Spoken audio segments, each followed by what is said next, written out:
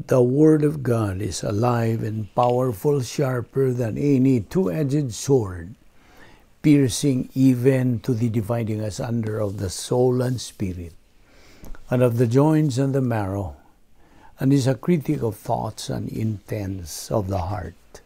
All Scripture is God-breathed, and is profitable for doctrine, for reproof, for correction, for instruction in righteousness, that the man of God might be mature, thoroughly equipped unto all good works.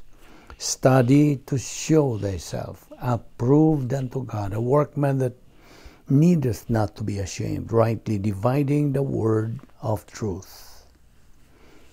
Sa dili pa kita magapadayon sa pagtuon sa pulong sa Dios nining adlaw, gikinahanglan nga atong pagpangandam sa itong kaugalingon, susiyo natog napabag kita mga sala niya sa atong kalag, kay kung dili kini nato isugid ngadto sa tubangan sa Dios, kini mahimo lamang hindrance or a barrier to the study of the Word of God. Busa gikinahanglan nga atong sundon ang mando sa Dios aron kita malimpyuhan ikan niining maong mga sala.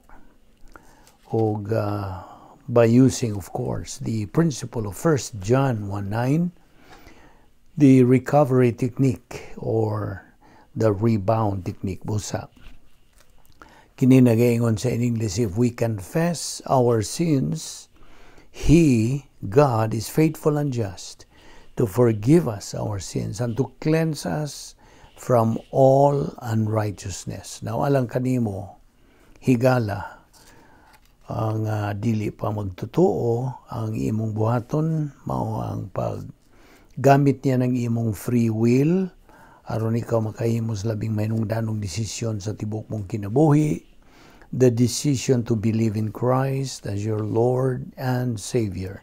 Acts 16:31 nagaingon, believe on the Lord Jesus Christ, and thou shalt be saved. John 3:16 nagaingon usab, for God so loved the world that He gave His only begotten Son, that whosoever believeth in Him shall not perish, but have everlasting life. Busa sa hilo magandam tas tong kaugalingon. Let us pray.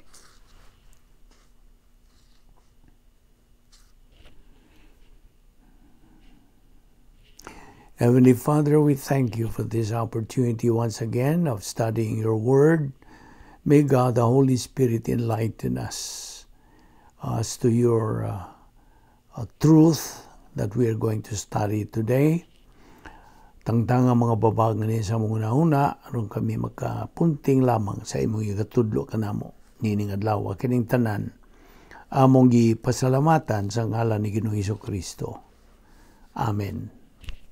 Maayong adlaw sa tanan nato mga subscribers, fellow believers, nga nagasunod ni atong ministry adlaw-adlaw.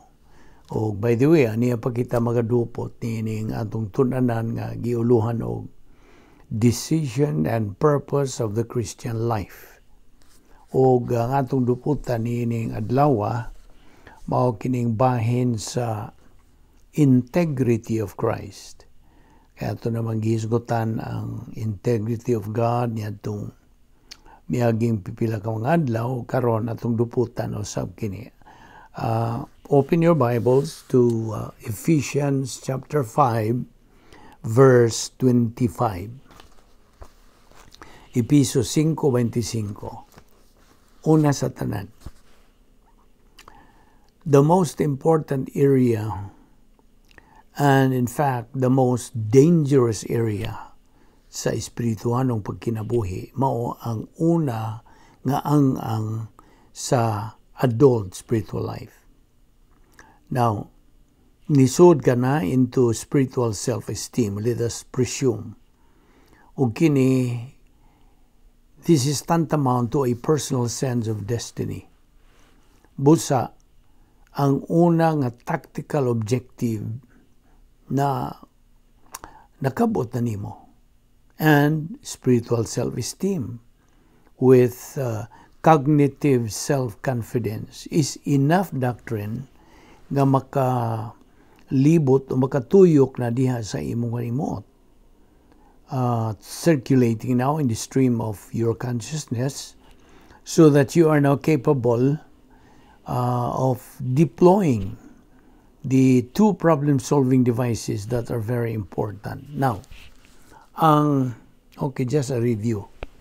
Unsa man tong napulo ka mga paagis pagsulbad sa mga suliran, the 10 problem-solving devices, gisangkap ba yan ni tanan sa Dios kanato mga magtotoo? Ang nag-una gyud ini ang rebound. Okay? Ikaduha, feeling of the Holy Spirit. Ikatulo, faith rest drill. Ikaupat, grace orientation. Ikalima, doctrinal orientation. 6, personal love for God. 7, impersonal love for all mankind. 8, sharing the happiness of God. 9, personal sense of destiny. O ang ikanapulo, occupation with Christ. Namo ni ang napulo kat pagsangkap sa Dios ni ining mga paagis pagsulbad sa mga suliran. Okay? Now, ang number 6, mao ang personal love for God the Father. Ug ang number 7, mao impersonal love for all mankind. Og they are on a tandem, magkuyog na sila. Now, ug imong mamatikdan kung unsa ang naguna, number 6. Unya ang number 7. So this is the order of the tandem. Ug busa manungdanon pag-ayos pagtuon all this concept. Now, ihulagway lamang diya sa imong hunahuna. Ang tandem from the standpoint of the World War II. Okay? World War II system of instruction. Ang instructor, kanunay yung naglingkod dito sa likod. He always sat in the back seat. He was the officer in charge of the plane and the student. So, natay instructor on the back seat, okay? And we have the student in the front seat. And that is the way nga kining maong tandem, how this tandem works. So, we have the instructor on the back seat. Number 6 comes first, personal love for God the Father. Now, this is motivation to keep moving in the spiritual life at a critical point. Now, unya, up front na ang estudyante. And kini siyang estudyante, of course, who is motivated, dasig siya by personal love for God the Father, will also therefore take on the other half of the tandem og iyang tumanon kini in personal love for all mankind. So, sa diha nga ana kitay pagdasig plus kanang katakos, this results in verification, validity, and reality. Kining tanan are very important to consider. So, ang atong passage, Ephesians 5:25, gibahin kini sa duha. Okay, duha ka bahin. Ang Diyos nun nga mando, ngadto sa Kristohanon nga mga bana. Okay? The divine mandate to Christian husbands. Ang bana, as we know from doctrine, mao ang otoridad sa kaminyoon o sa panimalay. Husbands, love your wives. Now, mao kini ang paagi. He exercises his authority apan tanawa. Tutuki kini. This is not human love. Dili ni tawhanon nga paghigugma. This is not ordinary love. Tungod kay ang personal love is a problem maker. Diba? Not a problem solver. O kining personal love is a problem solver. So this is the present active imperative of agapao. Now, Grigong pulong ni agapao nga naga-indicate og virtue love. Now, ang kaamgid gud ni which defines the mandate is given then in the next two phrases, just as Christ also loved the church. Og kanang tanyag ug nagahatag siyang kaugalingon as a substitute for her sa simbahan. And busa, we noted here nga sa unang bahin nining maong kaamgid describes our Lord's love for the church under two categories. Ang atong Ginoong Jesucristo, why pagkakunhod ang iyang pagka-Diyos. Our Lord was undiminished deity. Still is and always will be. Og siya, gawas nga matuod nga Diyos, matuod, sabi siya nga tao in one person forever. Kung nasayran na nato sa doktrina sa hypostatic union ni Ginoong Jesucristo. Og ang pagka-Diyos ni Ginoong Jesucristo has personal love for all church-age believers. Tungod kay ang tanang mga sakop sa simbahan, okay? All church-age believers na nag-iyaman og duha ka kategorya sa Dios non nga pagkamatarong divine righteousness, the righteousness of God the Father nga giisip kanila ngadto kanila og ang pagkamatarong ni Ginoong Jesucristo which comes through the baptism of the Holy Spirit. Mao kini ang double righteousness. O kini nagpasabot nga karon ang Dios is able to have personal love for the church. Ang simbahan, by the way, is defined as born-again believers in the church age only. Now, kay kini kung atong kapanahunan karon, the dispensation, dili kini kasagaran. It's a unique dispensation. This is the one that will resolve the prehistoric angelic conflict. O kini mao ang kapanahunan, dispensation, sa mga kanang bayani na dili makita, invisible heroes. So, we have then sa front line of the soul, number 6 and number 7. One is directed toward God, personal love for God. O kini mo resulta sa impersonal love for all mankind. O these are what constitutes the integrity envelope. Okay? Itong gisgutan man ni atong pipila ka adlaw, mga adlaw nga kining atong gisgutan nga integrity of God. So the integrity envelope nagalangkob kini sa niining duha ka problem solving devices og sud niini of the integrity envelope we have the basis for true love. True love in personal love. O unsa pa? True love in friendship. True love o matuod nga gugma in romance. True love in marriage. Now, ang true love sa kabinyoon mao kini ang mando dinhi. Okay, it's the mandate here, and ug ang gibasihan nini, the motivation for it nagagikan sa personal love for God the Father. Og ang function nini nagagikan kini sa impersonal love for all mankind. So, sunda kining atong gituki ha. Na imong mamatikdan nga dunay usa ka kanang arrow, that one arrow there gi-directed kini, gitumong kini ngadto sa Dios. Ug ang usa ka arrow gi-direkta kini ngadto sa tanan nga mga sakop sa kaliwatan sa tao, all members of the human race. And with these two in tandem niya ang instructor. Kinsa ang instructor? God the Father. Now, personal love for God the Father, mao ang instructor and the motivator.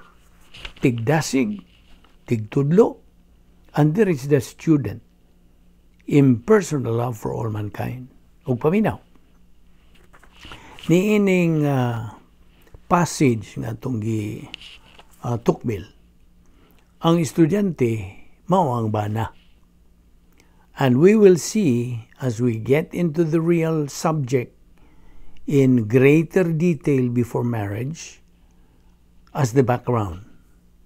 Nga ang responsibilidad sa bana deals with personal love inside sa integrity envelope. Dili personal love outside.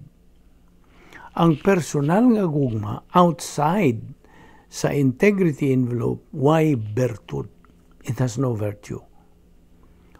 Ang tanan nga bertud o personal love, may kalabutan kini as far as the Christian is concerned to being inside sa integrity envelope. Nga kinigilangkob kining duruha ka mga kategorya.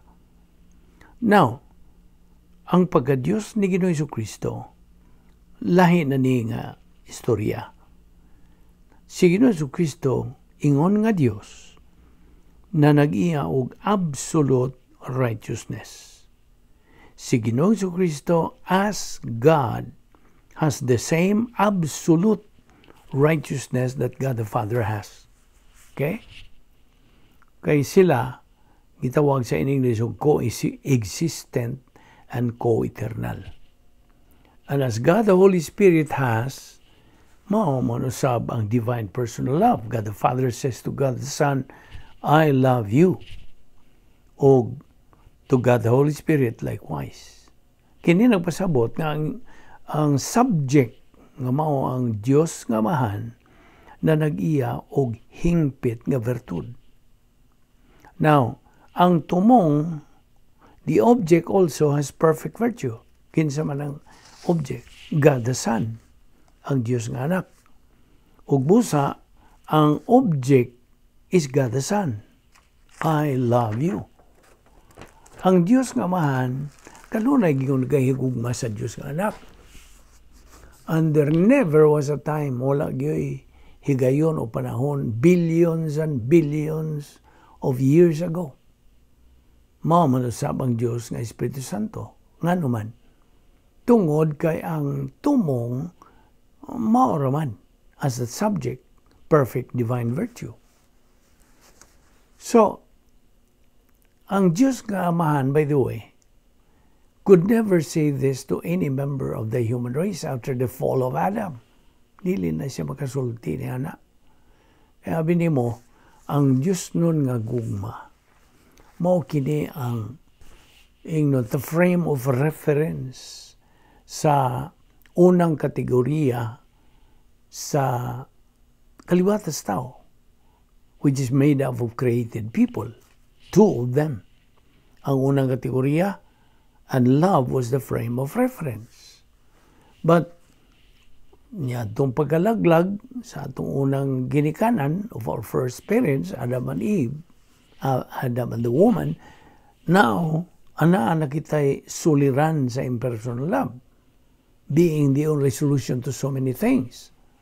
Ug ang hinungdan niini tungod kay sa dihang ang Diyos nga Amahan mi sulti nga to sa una na itong mga ginikanan because they were created perfect. I love you.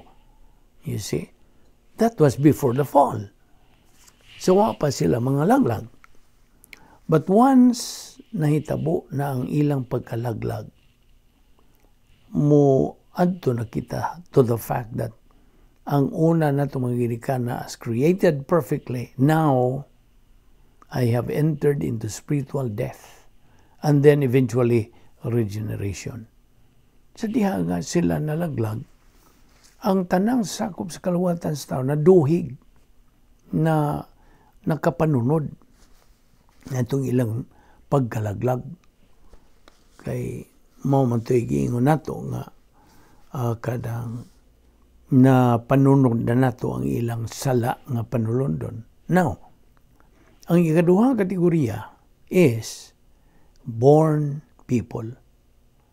And all born people, ang tanang nga himugso ng mga tao, when biological life emerges gikan sa tuguangkan sa inahan, the first thing that God does is to create soul life. Kinabuhi diya sa kalag. O kini giisip ngadto sa biological life. Mao na kini ang soul life.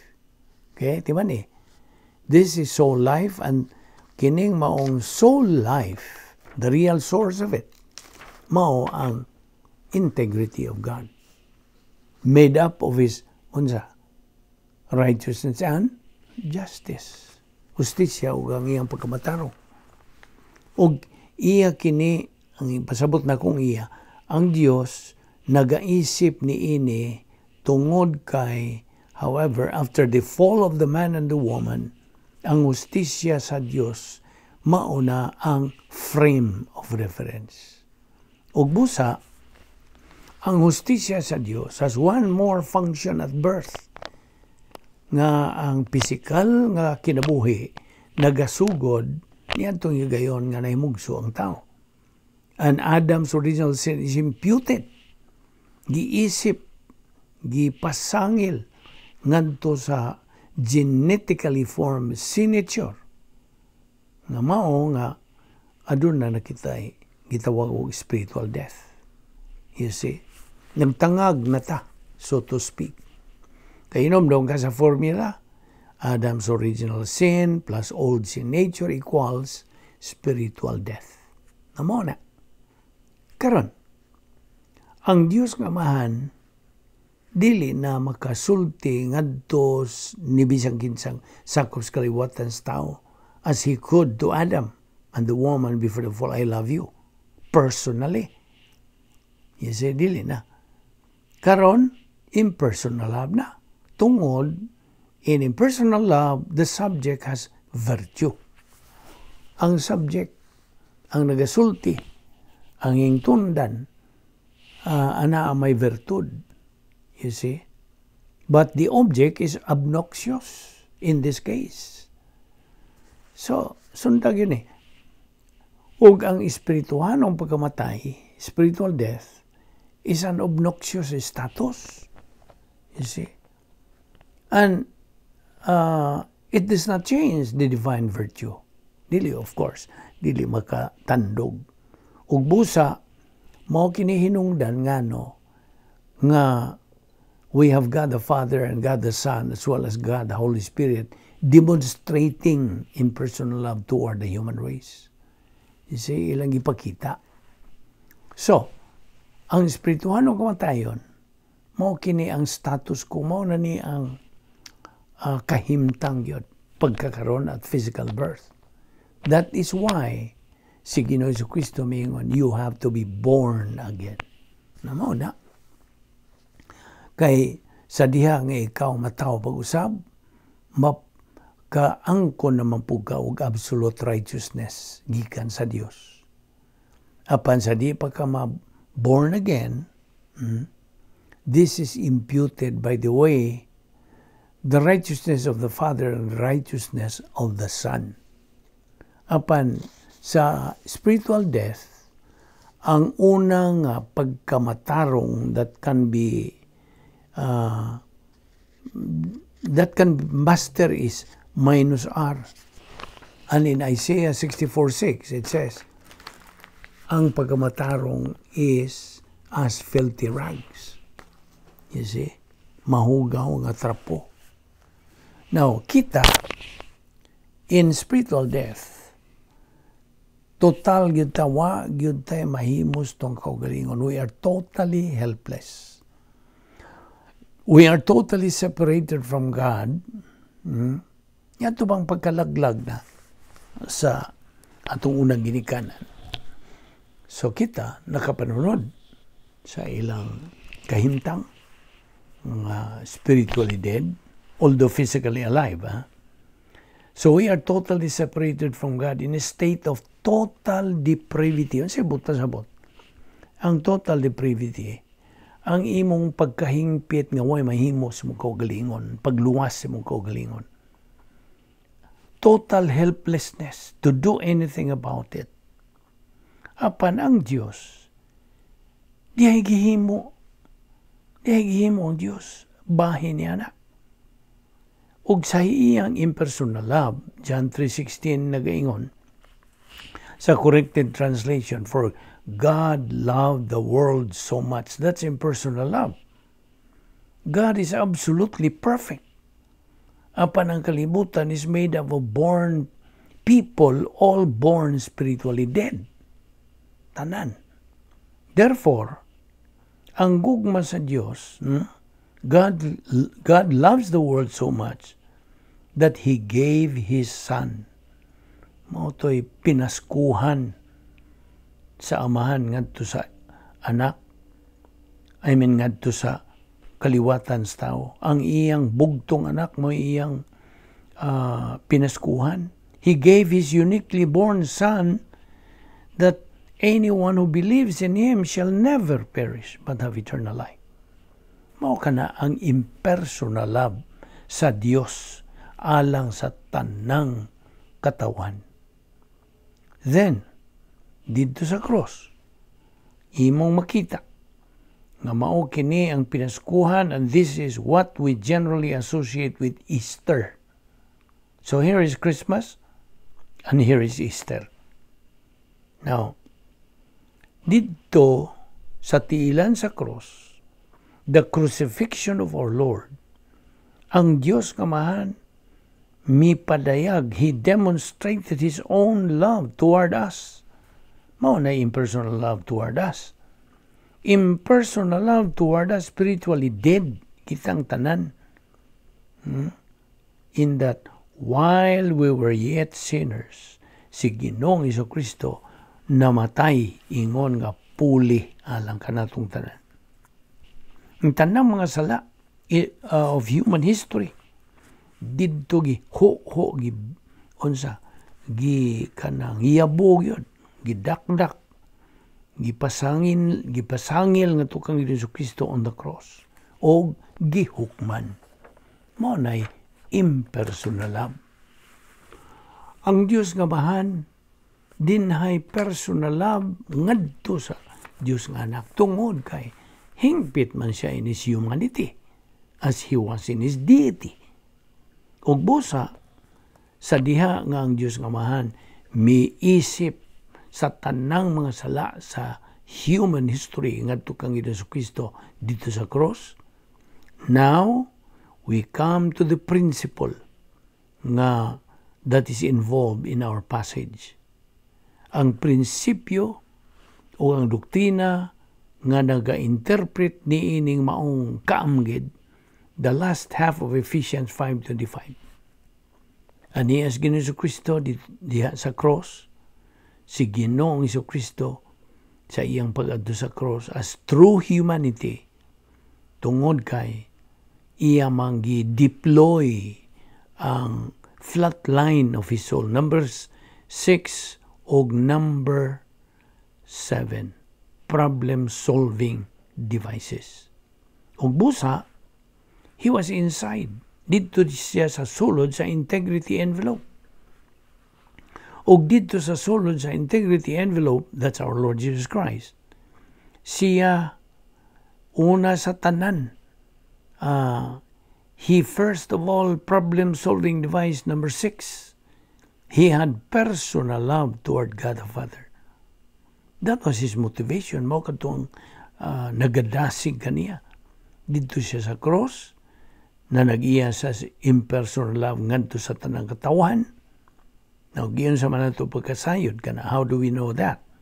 Tungod kay sa diha nga ang tanan na mga sala of human history, gi-impute, gi-isip nga to kaniya, dito siya, nagpabilin dito sa cross, and was judged, gihukman sa alang sa gihukman for every one of them.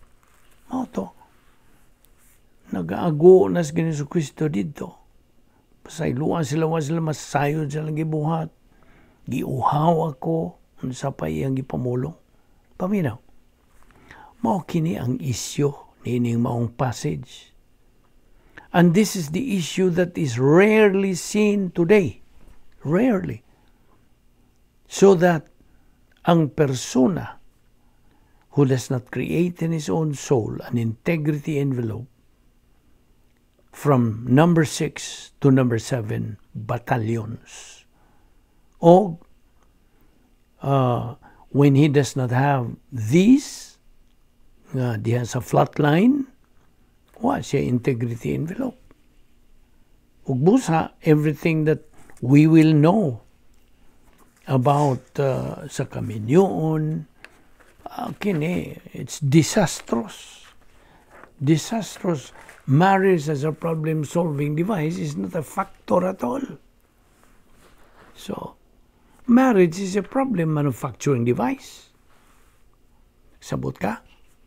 Ang kaminyoon, problem manufacturing device. You know better in marriage than you are as a person. Ug busa, kung wa kanining duruha kanang flat line of the soul, no husband can ever fulfill sa mando sa Dios in the present active imperative sa agapao, love. Hangtod nga anay personal love di sa sulod sa giingon og integrity envelope.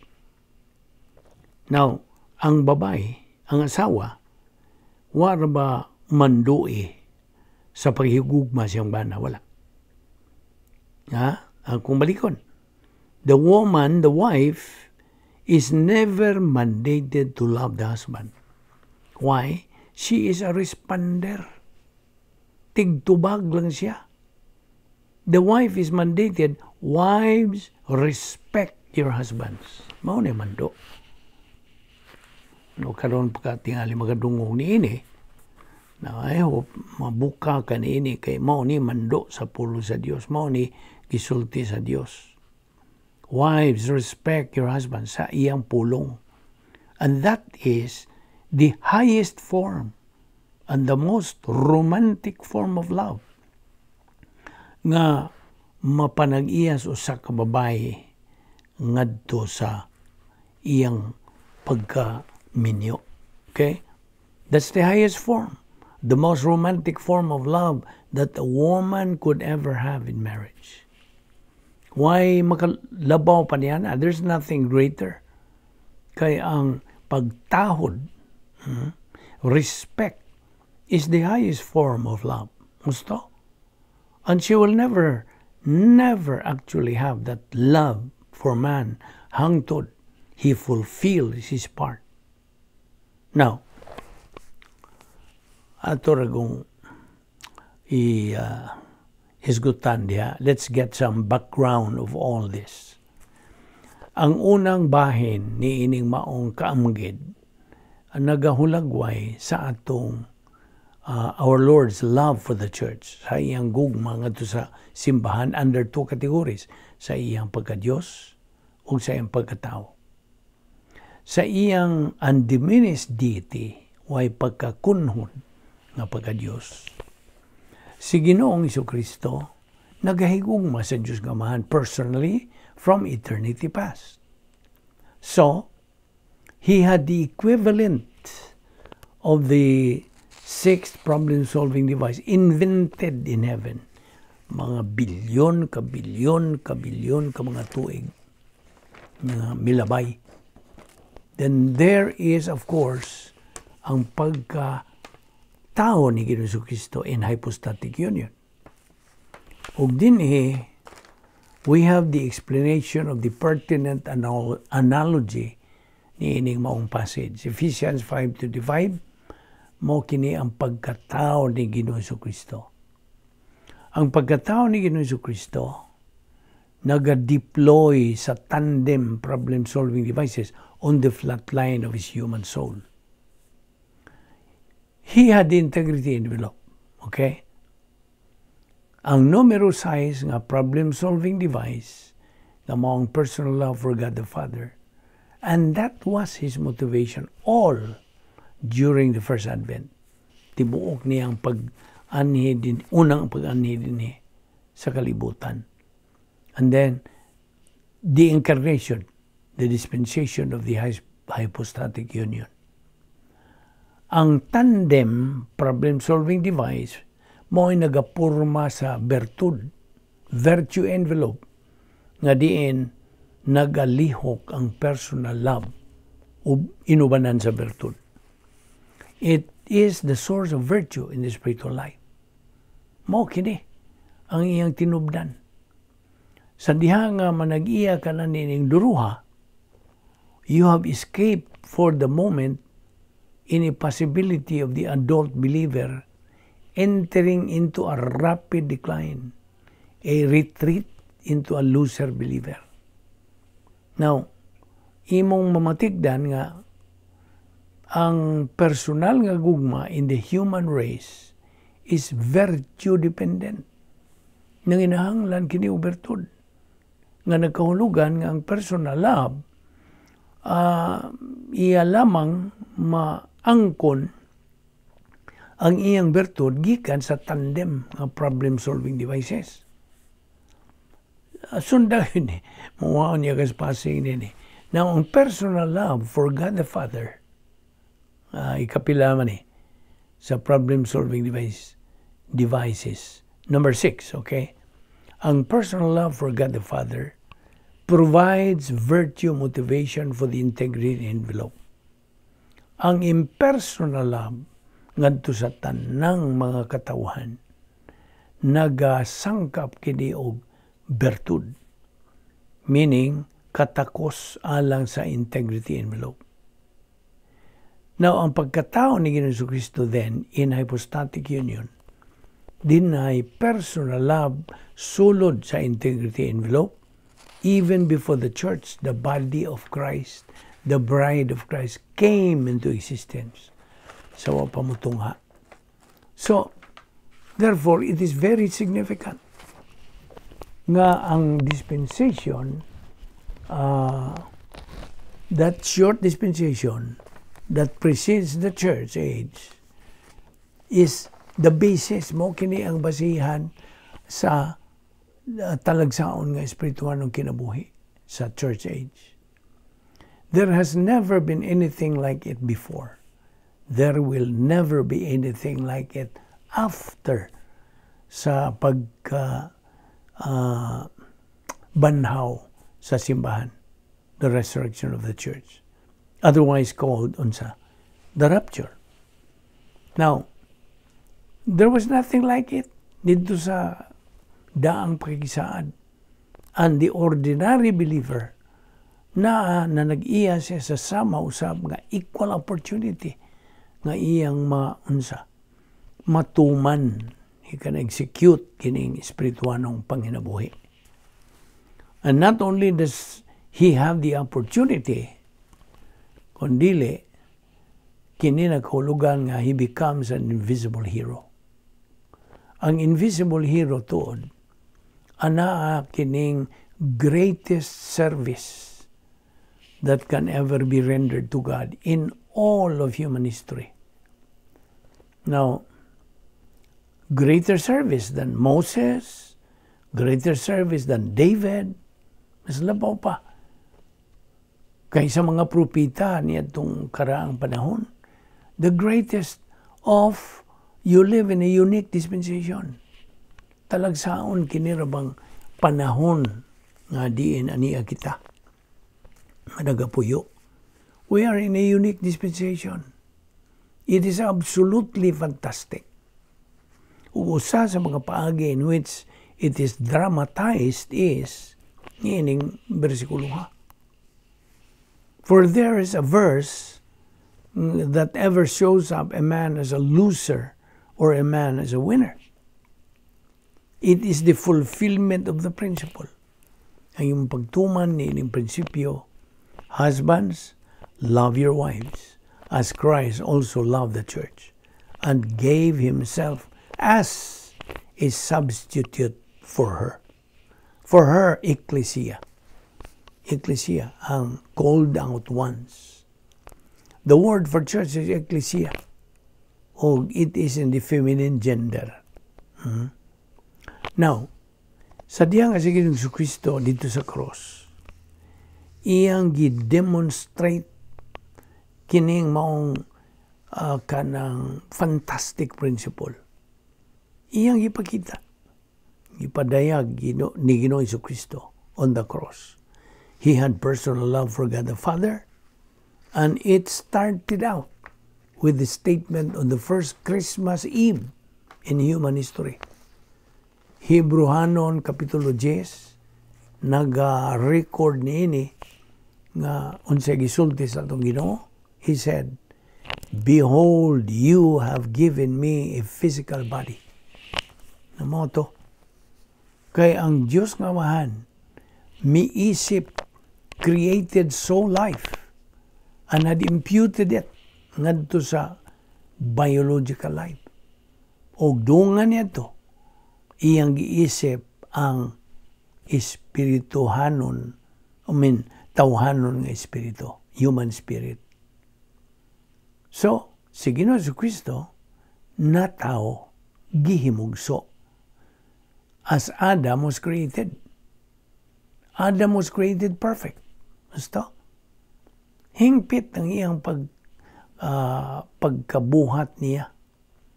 And perfect trichotomous being. Nga naman, unsa maning trichotomous being. So, tulo diya sa iyang kinabuhi nga gitawag og body, soul, and spirit. Mao nang trichotomous. Si Ginoong Kristo na tao, a perfect trichotomous being, body, soul, and human spirit. Walay kinaiyang makasasala. No sin nature. Inomdumi nga ang kinaiyang makasasala matransmit kini pinagi sa male in pregnancy. The woman's pregnancy. The sin nature is always transmitted through the male.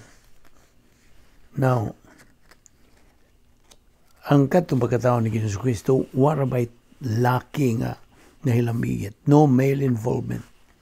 It was a virgin pregnancy, a virgin birth. Ang Diyos nga Espiritu Santo mo ay provide the necessary things for the pregnancy. Og busa, ang pagkatao ni Ginoong Kristo was born as Adam was created. Doktrina kini sa last Adam in the field of Christology. Now, niya ay importante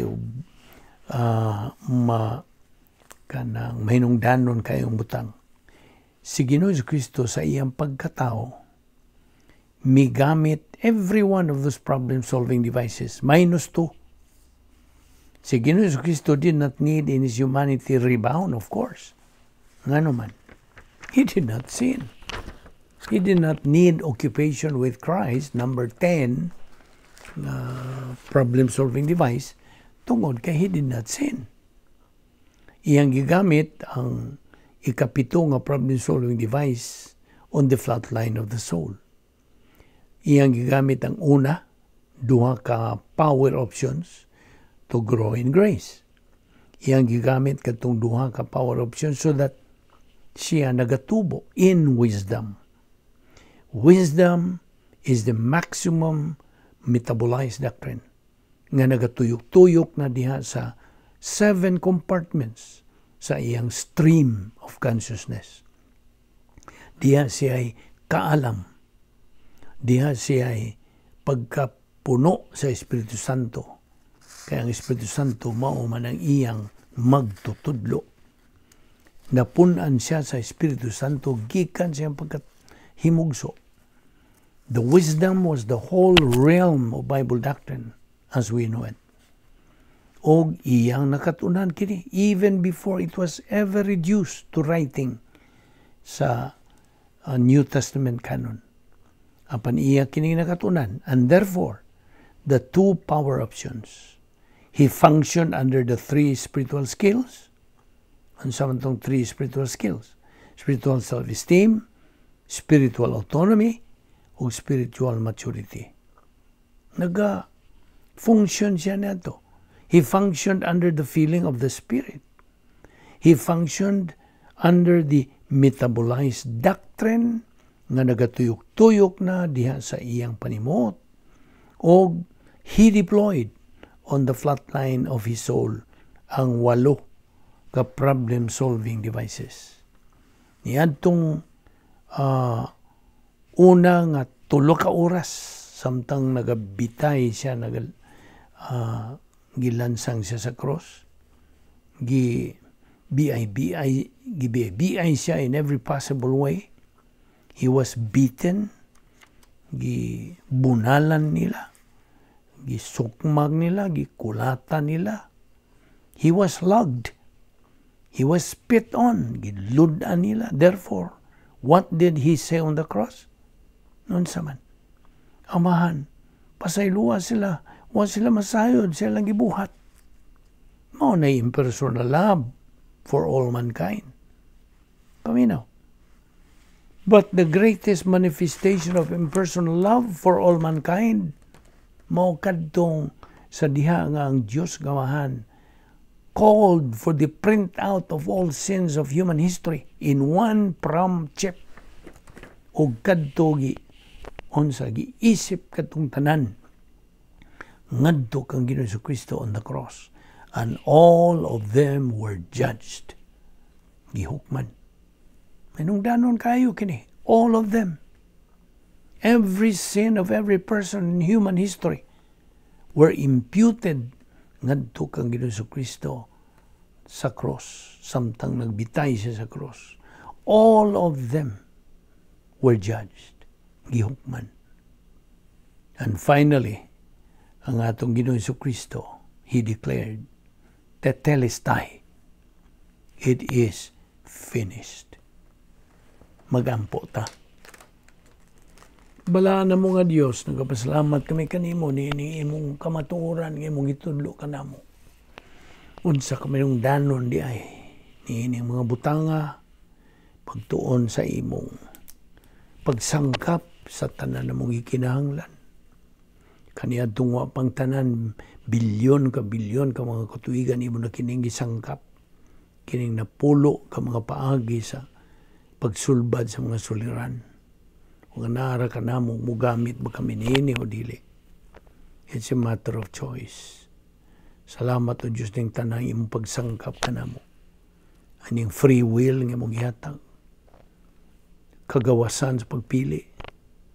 O niining mga kamaturan nga among gitunan. Hinaot nga kini masilsil o mutuhop kini sa among kalag. Aron kini mao ang among paggagamiton sa mga adlaw-adlaw panginabuhi. Ingon nga imong mga anak. Ang among tumong maong pagkabot sa katako sa pagkinabuhi. Aron kami makatuman sa imong gimando kanamo. Pagtubo ngadto sa espirituhanong paghamtong. Nada kami pagbalik ugma dinhi, kami magapadayon sa pagtuon sa dugang pangkamatuoran gikan sa imong mga pulong. King tanan, among gipasalamatan sa ngalan ni Ginoong Hesukristo. Amen.